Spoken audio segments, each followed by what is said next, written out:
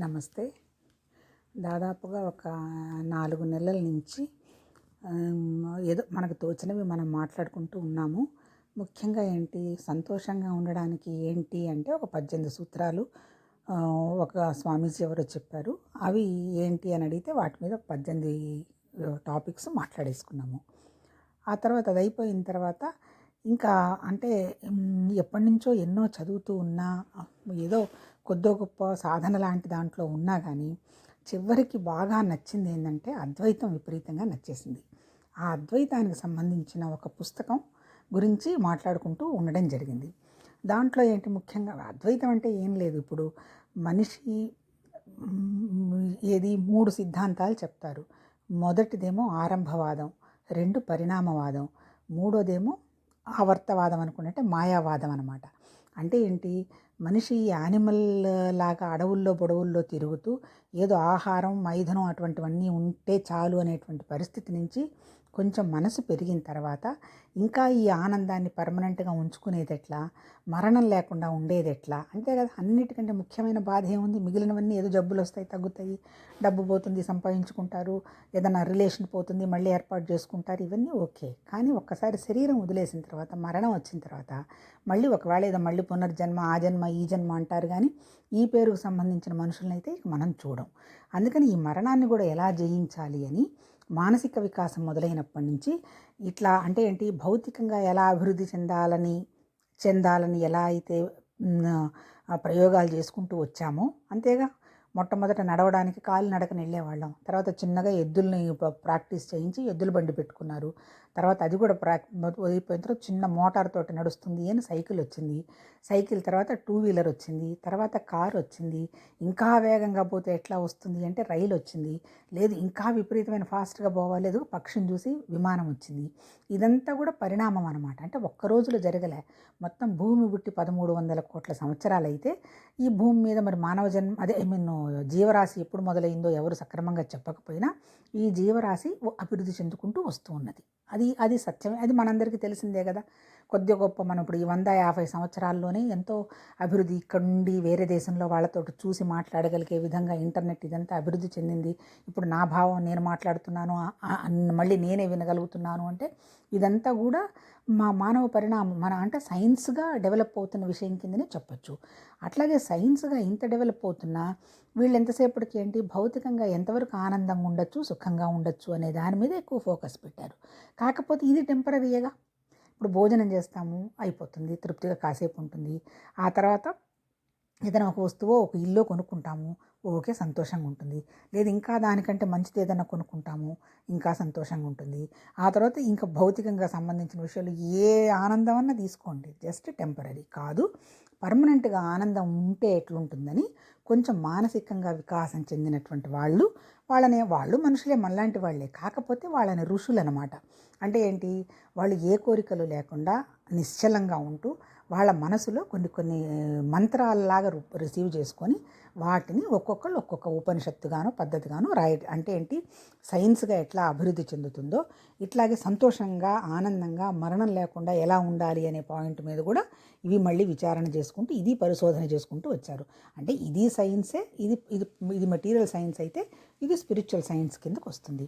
అట్లా ఏంటి, దీంట్లో ఫస్ట్ ఏం చెప్పారు వీళ్ళు, ఫస్ట్ ఆరంభవాదంలో ఏం చెప్పారు వీళ్ళు, ఒక చెట్టు ఉంది, ఒక విత్తనం ఉంది, ఒక చెట్టు ఉంది. అంటే ఏంటి, విత్తనం ఉంది కాబట్టి చెట్టు అభివృద్ధి చెందింది, చెట్టు ఉంది కాబట్టి విత్తనం అన్నట్టు. అంటే ఏంటి, ప్రతిదానికి ఒక కారణం ఉంటుంది, ఒక కార్యం ఉంటుంది, దానికి ఒక ఫలితం ఉంటుంది అని చెప్పబడేది ఆరంభవాదం.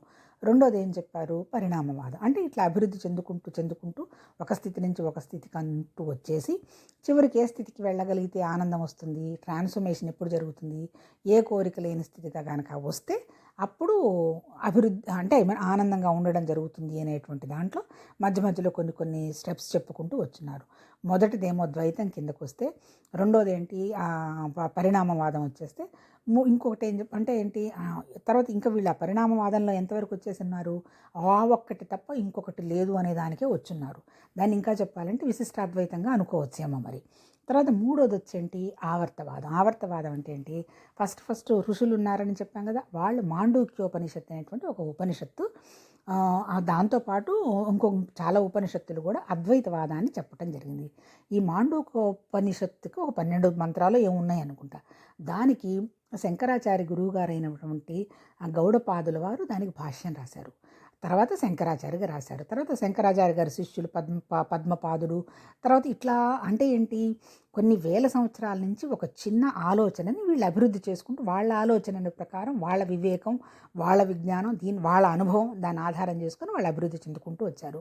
తర్వాత ఇప్పుడు ఈ శంకరాచార్య గారిది ఎప్పుడు 6th సెంచరీ, అంటే ఏంటి దాదాపు 6th సెంచరీ అంటే ఒక 1500 సంవత్సరాలు అయి ఉంటుంది అనమాట.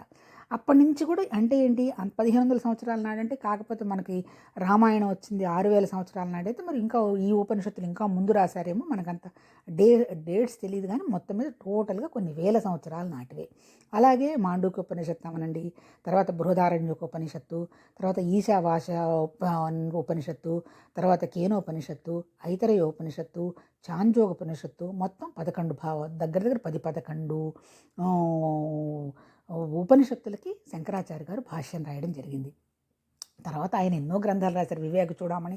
అయితే ఇవన్నీ వాళ్ళే రాశారా, లేకపోతే వాళ్ళ శిష్యులు రాశారా, తర్వాత ఆ కాంటెంపరీస్ రాశారా, అవన్నీ మనకు తెలియదు. కానీ టోటల్గా వస్తే మాత్రం ఆయన భగవత్పాదులు అంటారు. ఏమైనా సనాతన ధర్మానికి ఆద్యుడిగా ఆ మహానుభావుని చెప్తారంటే ఆయన సొంతంగా రాసినవి కాకపోవచ్చు, అవన్నీ కూడా ఆయన యొక్క వివేకంతో ఆయన డెవలప్ చేసినవి. ఆ తర్వాత మళ్ళీ వచ్చి ఇంకా పంచదశి అని మళ్ళీ అద్వైతానికి సంబంధించే విద్యారణ్యుల వారిని కర్ణాటకలో ఒక మంత్రిగా ఉండేవాళ్ళు అనుకుంటారు. మంత్రిగా ఒక రాజ్యాన్ని స్థాపిద్దామని ఆయన అనుకున్నారు. ఈ సనాతన ధర్మానికి సంబంధించి ఆయన పంచదశని చాలా అద్భుతంగా ఆయన రాశాడు. తర్వాత వివేక చూడమని అనండి, పంచదశ అనండి, తర్వాత యోగ వాసిష్టం, వీటన్నీ కూడా ఏంటంటే ఆల్మోస్ట్ ఆల్ జ్ఞానానికి సంబంధించే ఉంటాయి. తర్వాత ఈ ఉపనిషత్తుల సారం అంతా కలిపేసి ఇంకా వీళ్ళేమంటారు, శాస్త్రాలు అంటే మిగిలినవన్నీ శాస్త్రాల కింద పరిగణించరు. ఉపనిషత్తులు ఒకటి, భగవద్గీత ఒకటి, బ్రహ్మసూత్రాలు ఒకటి శాస్త్రాలు అంటారు. భగవద్గీత ఏంటి, ఈ ఉపనిషత్తుల అంత సారమంతా క్రోడీకరించి భగవద్గీత చెప్పారు. అంటే ఏంటి, మొత్తం భగవద్గీతలో దాదాపు విషాద యోగం నుంచి మొదలుపెట్టి కర్మయోగం, భక్తి యోగం, జ్ఞానయోగం, జ్ఞాన విజ్ఞాన యోగం, ఆ తర్వాత సన్యాస యోగం, మోక్ష సన్యాస యోగం, ఆ తర్వాత విశ్వరూప సందర్శన యోగం, అంటే అన్నీ మొత్తం ఒక 18 యోగాల వరకు చెప్పారు. అంటే అర్థం ఏంటి అంటే అందరికీ అన్ని యోగాలు అప్లై కావు. అంటే ఒక్కొక్కళ్ళు ఒక్కొక్క స్థితిలో ఉంటారు, అంతే కదా. ఇప్పుడు మానసికంగా బాగా వికాసం చెప్పి ఒక్కసారి చదివిన వెంటనే టకామని అర్థమయ్యే వాళ్ళు అనుకోండి, వాళ్ళకి వికాసం చెందినప్పుడు అనమాట. అంటే వాళ్ళు శ్రవణం చేస్తూనే మననం స్థితిలోకి వెళ్ళిపోతారు. అంటే మననం అంటే శ్రవణం చేస్తూనే అర్థమైపోతుంది కదా. మననం అంటే అది అనుభూతి చెందటం మొదలు పెడతారు. ఆ తర్వాత నిధిధ్యాసకు వచ్చేస్తారు. నిధిధ్యాస అంటే 24/7 ఆ స్థితిలో ఉండొచ్చు. అంటే దాన్నే వాళ్ళు ధ్యానం అన్నారు. మళ్ళీ అద్వైతంలో ధ్యానం వచ్చి ఒక అరగంట ధ్యానం చేసేసి లేదంటే ఒక అరగంట పూజ చేసే పరిస్థితి కాదు. 24 గంటలు వాళ్ళు ధ్యాన స్థితిలో ఉండడం. అంటే జ్ఞానం అంటే ఏంటి, మనం అంతకుముందు టాపిక్స్లో మాట్లాడుకున్నాం. వేదం అంటే ఏంటి, తెలుసుకోవటం అని అర్థం. ఏంటి తెలుసుకోవటం, జ్ఞానం అన్నాడు. ఏంటి జ్ఞానం, ఇప్పుడు మన స్థితి మనం తెలుసుకోవటం. చివరికి అల్టిమేట్ ఏం చెప్పారు, ఇదంతా కూడా ఏమీ లేదనేటువంటి ప్రాసెస్కి వస్తారు. అది తీసేస్తే జ్ఞానం అంటే నేనున్నాను, నా స్థితి అంటే నా శరీరం కావచ్చు, ఇంకోటి కావచ్చు. నేను అనేది జ్ఞానం. ఈ నేను అనేదాన్ని డెవలప్ చేసుకుంటూ పోతే చివరికి ఈ నేను కూడా లేని స్థితి వచ్చినప్పుడు ఉన్నదంతా వ్యాపక చైతన్యంలాగా వచ్చేస్తుంది. అంటే వ్యాపించి ఉంటుందన్నమాట. ఇప్పుడు మనం ఏ స్థితిలో ఉన్నామో వ్యష్టి చైతన్యంలో ఉన్నాం. నేను, నా పేరు, నా పిల్లలు, నా భర్త, నా ఆస్తి, నా ఉద్యోగం, నా చదువు, ఇంతవరకే. దీన్నే ఆత్మ అన్నాడు, జీవాత్మ అన్నారు. జీవాత్మ అంటే ఏంటి, మన జ్ఞానము పరిమితంగా గనక ఉంటే అది జీవాత్మ. అంటే ఇది కాలు నుంచి తలకాయ వరకు ఈ విషయం తప్ప ఇంకొకటి ఏం గ్రహించలేకపోవడం జీవాత్మ. అలాగే వ్యాపించి ఉన్న చైతన్యాన్ని ఏమన్నాడు, వ్యాపక చైతన్యం అన్నాడు. అది బ్రాహ్మణను లేకపోతే భగవానను లేదా ఏదన్నా శుద్ధ చైతన్యం అనండి, లేదా పరిపూర్ణం అనండి, ఏమన్నా అది అని అన్నారు. నేను ఇదంతా ఎందుకు చెప్తున్నాను అంటే, నాకు ఇప్పటివరకు మనం విన్నదంతా ఏంటి, 3 విషయాల గురించి ఎక్కువ మాట్లాడుకున్నాం. వాటిని త్రిపుటి అన్నారు. అంటే ఏంటి, జ్ఞానం, జ్ఞేయం, జ్ఞానం, జ్ఞాత, జ్ఞేయం. అంటే ఏంటి, ఇప్పుడు నేను మాట్లాడుతున్నాను అంటే నేనున్నా. దేని గురించి మాట్లాడుతున్నాను, ఒక సబ్జెక్ట్ ఉంది, కానీ దాన్ని నేను అనుభూతి చెందుతున్నాను లేదా అనుభవంలోకి తెచ్చుకుంటున్నాను, ఆ అనుభవం ఉన్నది.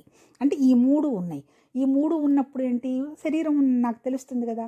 ఈ 3 దాటిన స్థితే బ్రాహ్మణ్ అనేటువంటి స్థితి. అంటే భగవతత్వానికి సంబంధించిన స్థితి. ఆ తర్వాత ఈ ఈ మూడు ఎంతసేపు, ఈ మూడు అంటే లిమిటెడే కదా. ఇప్పుడు అవస్థాత్రయం అన్నాడు, నిద్రపోతాము, కలగంటాము, తర్వాత మళ్ళీ ఏమి తెలియని స్థితిలో నిద్రపోతాం. మరి అసలు ఈ జన్మకి కారణం ఏం చెప్తున్నారు వాళ్ళు? అవిద్య అని చెప్తున్నారు. మరి సృష్టికి కారణం ఏంటి? అది కూడా మళ్ళీ వాళ్ళు మాయా అనే చెప్తున్నారు.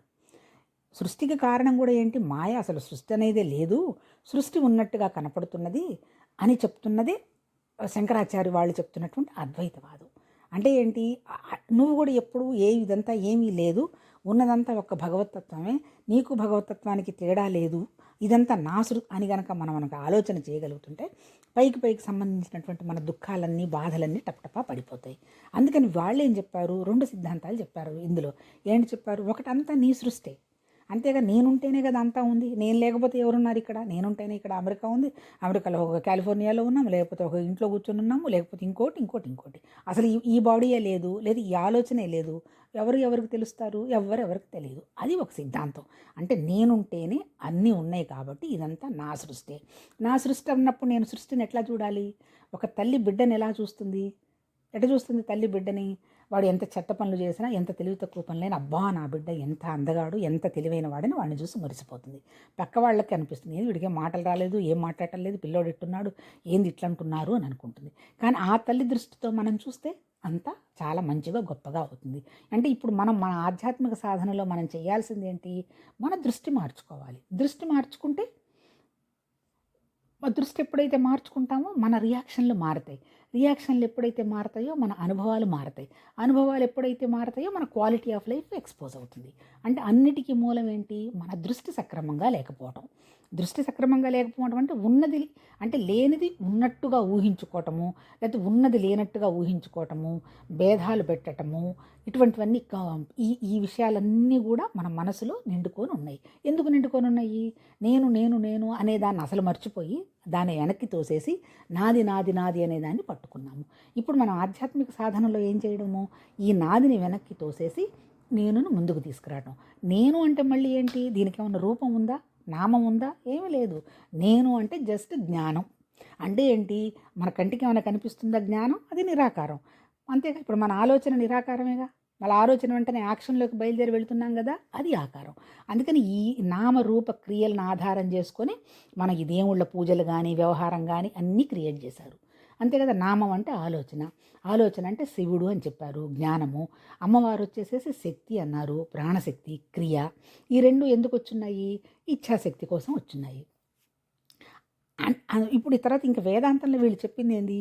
ముందే ఇవన్నీ ఏమీ లేదని చెప్తే ఎవరు నమ్మరని, ముందు అన్నీ ఉన్నాయి అనుకుంటూ చెప్పి చివరికి ఏం తేల్చి చెప్తున్నారు? ఇదంతా ఏమీ లేదు, ఇదంతా నీ ఊహేనని చెప్పారు. ముందంతా ఏం చెప్పారు? 3 గుణాలు ఉన్నాయి, అట్లాగే ఇంకేంటి స్పేసు, టైము, ఆబ్జెక్ట్ 3 ఉన్నాయి, తర్వాత 3 అవస్థలు ఉన్నాయి, ఆ తర్వాత 3 శరీరాలు ఉన్నాయి, 3 గుణాలు ఉన్నాయి. ఇవన్నీ ఉన్నాయి అంటే ఉన్నట్టుగా కనపడుతున్నాయి అని చెప్తూ చివరికి ఏం చెప్పడం మొదలుపెట్టారు? ఇక ఇవన్నీ ఏమి లేవమ్మా, నువ్వేమనుకుంటే అవే ఉన్నాయి, అందుకని నీ ఉన్నటువంటి నీ స్థితిని నువ్వు అభివృద్ధి చెందుకుంటూ పోతూ ఉండడమే సాధన తప్ప ఇంకొకటి లేదు అని చెప్పారు. ఇప్పుడు ఇందులో ఇదంతా ఎందుకు చెప్పడం జరిగిందంటే, నాకు ఈ తర్వాత ఇంతసేపు మనం మాట్లాడుకున్న ఇన్ని ఎపిసోడ్స్లో కూడా ఉన్నదంతా ఏంది? మనసు తప్ప ఇంకొకటి లేదు. మనస్సుని పద్ధతిగా మనసు మీద మనం పనిచేసుకుంటూ ఆ జ్ఞానాన్ని సంపాదించుకుంటూ ఏమి లేనటువంటి స్థితికి నువ్వు చేరగలగడమే ఆధ్యాత్మిక సాధన. ఏమీ లేకుండా చేరగలగడం అంటే ఏంది? ఇప్పటివరకు మన ఇబ్బంది పెడుతున్నా ఏంటి? కోరికలే కదా. నాకు అది ఇష్టం, నాకు ఇది ఇష్టం లేదు, వీళ్ళు మంచివాళ్ళు, వాళ్ళు మంచివాళ్ళు కాదు, ఆ తర్వాత ఇక్కడ బాగుంటుంది, అక్కడ బాగుంటుంది, వీటిన్నిటిలోనే కదా మనం ఉన్నాము. ఇవన్నీ ఈ జిమ్మిక్స్ అన్ని చేస్తున్నదంతా ఎవరు? మన మనస్సే. అందుకని ఎప్పుడైతే మన మనసు మీద మనం ఒక పట్టు సంపాదించామో, ఇది బాగలేదని ఒకవేళ లోపల నుంచి ఒక ఆలోచన వస్తుంది. నోరు మూసుకు అక్కడుండి నువ్వు ఏడ్చేది ఏముంది? ఇక్కడున్నా ఒకటే, అక్కడున్నా ఒకటే. మనం అందరం ఉన్నది స్పేస్లో ఉన్నాం. అమెరికాలో ఉన్నది అమెరికా స్పేస్లోనే ఉంది, ఇండియా స్పేస్లోనే ఉంది, లేదా ఆస్ట్రేలియా స్పేస్లో ఉన్నది, అంతా ఉంది. ఎక్కడున్నా ఒక చోట కూర్చొని ఉన్నావు. ఈ కూర్చున్నది ఎక్కడ? ఎవరు? నీ శరీరాన్ని కూర్చోబెట్టావు. ఎవరు కూర్చోబెట్టారు? నీ మనసు కూర్చోబెట్టింది. దేనికి కూర్చోబెట్టింది? శాంతిగా, నిశ్చలంగా, సంతోషంగా ఉన్నావు. ఎక్కడ కూర్చున్నా, ఏం చూసినా నీకేం ఇబ్బంది ఉండదుగా. ఎప్పుడైతే నీ మనసులో శాంతి, సంతోషం, జ్ఞానం లేదో బయటంతా కూడా నువ్వు అదే చూసుకుంటూ ఏడ్చుకుంటూ తిరుగుతూ ఉంటావు. అంటే అల్టిమేట్ ఏం చెప్పారు? ఈ 3 ఇప్పటివరకే ఇప్పుడు మనం మాట్లాడుకున్నదంతా ఏంటి? దీనికంతా కారణం అవిద్య, అజ్ఞానం, సృష్టి కారణం కూడా అంతేగా. వాళ్ళకి ఏం తెలియదు అంటాడు కదా, అంటే ఏంటి, మొత్తం శూన్యం లాంటి ఉన్న చోట ఒక జర్క్ ఏర్పడింది, ఒక ఛాయలాగా ఏర్పడింది, ఒక ప్రకృతి వచ్చింది. దాన్ని ఒకళ్ళు ఐడెంటిఫై చేశారు. చేసిన వెంటనే వాళ్ళు భయపడ్డారు. ఆ భయపడ్డ వెంటనే వాళ్ళకి అమ్మో అని మళ్ళీ వెంటనే ఆ భయంలో నుంచి వాళ్ళే బయటపడి నేనొక్కదాన్నే ఉన్నాను కదా అని మళ్ళీ ఆలోచన వచ్చింది. తర్వాత అసలు ఇది ఎక్కడి నుంచి సృష్టి జరిగింది, అక్కడికి వెళ్తే బాగుంటుంది అనేటువంటి ఒక కోరిక వచ్చింది. అల్టిమేట్ చెప్పదలుచుకుంది ఏంది, సృష్టికి కారణం అంటే మన సృష్టికి కారణం కూడా భయము, కోరిక. అంతే. పుడుతూనే ఫస్ట్ తాగేది పాలు, కోరిక. పుడుతూనే ఏడుస్తారు, భయం. ఈ రెండు జయించాలంటే ఏంటి, ఉన్నదంతా నేనొక్కదాన్నేను, భగవతత్వం ఒకటేను, ఆ నేనేను, నేను తప్ప ఇంకొకటి ఎవరు లేదు అనేటువంటి మానసికంగా కనుక ఆ స్థితికి వచ్చినప్పుడు, భేదం ఉన్నప్పుడే భయం వస్తుంది. ఎవడన్నా మన ఆస్తి లాక్కుంటాడు అంటే భయం. వాళ్ళు లాక్కున్నా నేను లాక్కున్నా ఉన్నదంతా ఒకటే ఆస్తి, కదా నాదైతే నీదైతే అనుకున్నప్పుడు ఇంక భయమే ఉంటుంది. ఆ స్థితికి చేరడం కోసం ఆధ్యాత్మిక సాధన. ఇప్పటివరకు చెప్పింది ఏంటి, ఇవన్నీ ఉన్నాయి అన్నట్టుగా చెప్తూ వచ్చున్నారు. ఇప్పుడు ఇంకొక టాపిక్ ఏంటంటే, ఇది వ్యాపక చైతన్యం గురించి మాట్లాడుతుందన్నమాట. ఇది వ్యాపక చైతన్యం అంటే బ్రాహ్మణ్ అనండి, లేకపోతే అబ్సల్యూట్ అనండి, ఇన్ఫినిట్ అనండి, వాట్ ఎవర్ ఇట్ మేబీ. ఆ బ్రాహ్మణ్ గురించి మాట్లాడుకుందాం. ఇది జస్ట్ ఇంట్రడక్షన్. అది రేపు మొదలు పెట్టేసి రేపు మాట్లాడుకుందాం. ఓకే.